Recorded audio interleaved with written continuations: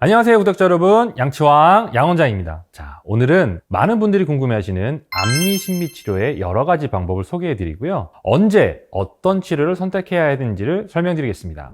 요즘 앞니 치료는 주로 세 가지 치료법을 선택합니다. 라미네이트 치료, 올세라믹 치료, 그리고 최소 삭제 라미네이트 치료, 이렇게 세 가지 방법으로 많이 치료를 하는데요, 그럼 어떤 경우에 어떤 방법이 적절한지 한번 설명드리겠습니다. 라미네이트는 1980년대부터 얇은 도자기 내면에 산부식을 해서 의료용 레진 시멘트로 치아와 부착을 했을 때 심미적인 결과를 얻을 수 있어서 지금까지 보편화된 치료가 되었는데요. 라미네이트는 보통 0.5에서 0.7mm 정도 삭제를 하고 반투명한 얇은 도자기 재질을 붙여서 마무리를 하는 치료이기 때문에, 첫 번째, 벌어진 치아 사이 공간이 있는 경우, 두 번째, 심하지 않은 치아의 변색이 있는 경우, 세 번째, 앞니, 입술 쪽 면에 충치나 부식이 있는 경우, 네 번째, 심하지 않은 치아의 위치 이상이 있는 경우, 다섯 번째, 선천적인 치아 형태의 이상이 있는 경우, 여섯 번째, 신경치료를 필요로 하지 않는 정도의 파절이 있는 경우에 주로 사용하는 치료 방법입니다. 거꾸로 말씀드리면요, 이 경우를 벗어난 케이스는 전체 치아를 세라믹으로 감싸는 올세라믹 치료를 하는 것이 좋습니다. 올세라믹 치료는 치아 사이가 많이 겹쳐 있을수록 치아 삭제가 적은 라미네이트 치료를 하는 게 적절하지 않을 수 있기 때문에 하고요, 변색이 심하면 그 얇은 도자기 면에 어두운 치아 색상이 비쳐 보일 수 있기 때문에 주로 치료를 합니다.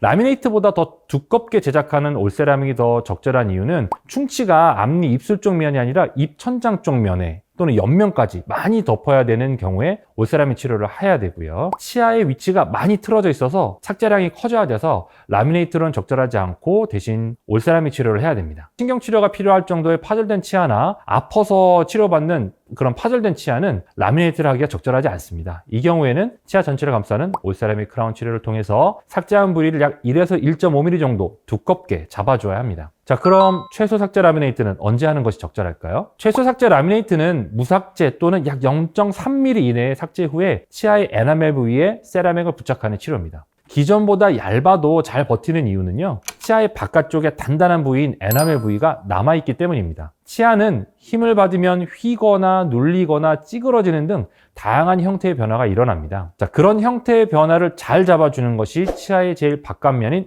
에나멜층입니다. 최소 삭제 라미네이트의 경우 에나멜층이 두껍게 남아있기 때문에 버티는 힘이 남아있어서 치아가 덜 움직이고요, 더 얇은 세라믹 보철이 버틸 수 있습니다. 자, 그래서 최소 삭제 라미네이트는요, 첫 번째, 치아의 삭제가 거의 필요 없는 경우에 좋고요, 두 번째, 치아의 색상이 어둡지 않은 경우에 좋고, 세 번째, 돌출된 치아의 양이 거의 없는 경우에 적절하다고 할 수 있습니다. 저는 최소 삭제 라미네이트를 무조건 치료받겠다고 하셔도 말리는 경우가 있습니다. 치아가 돌출돼서 안으로 많이 넣고 싶어 하는 환자분의 경우, 기존 치아의 색상이 많이 어두운데 밝게 바꾸고 싶으신 경우입니다. 이 경우는 최소 삭제 라미네이트를 하는 것보다는요, 안으로 넣고 싶은 양에 따라, 그리고 밝게 바꾸고 싶은 정도에 따라 올세라믹 크라운이나 일반적인 라미네이트를 하는 게 좋습니다. 자, 이제 세 가지 치료법을 알려드렸으니까요, 아래 세 분 환자분께 구독자 여러분들께서 알맞은 치료를 한번 제시해 보시기 바랍니다. 올해 저희 치과의 앞니 사이가 벌어져서 빈 공간을 가리고 싶어서 내원하신 66세 남자 환자분입니다.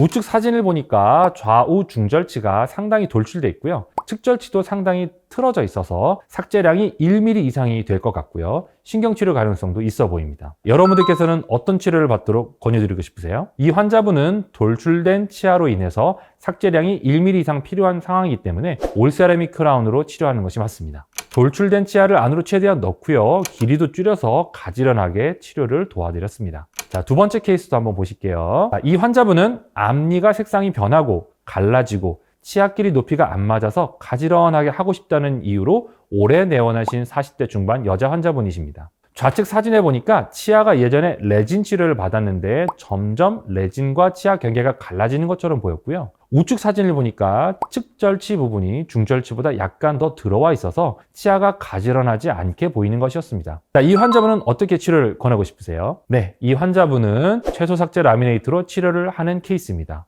이 사진 두 장 모두 치아를 다듬은 다음에 촬영한 사진입니다. 치아를 0.3mm 정도만 삭제를 하고요, 심지어 옆면은 열지 않고 입술 쪽 면만 삭제를 한 뒤에 찍은 사진입니다. 거의 삭제를 안 한 것 같죠? 보철을 세팅한 뒤 촬영한 사진입니다. 치아 면이 깨끗해진 느낌이 있고요, 대신 전보다 약간 꽉 찬 느낌이 듭니다.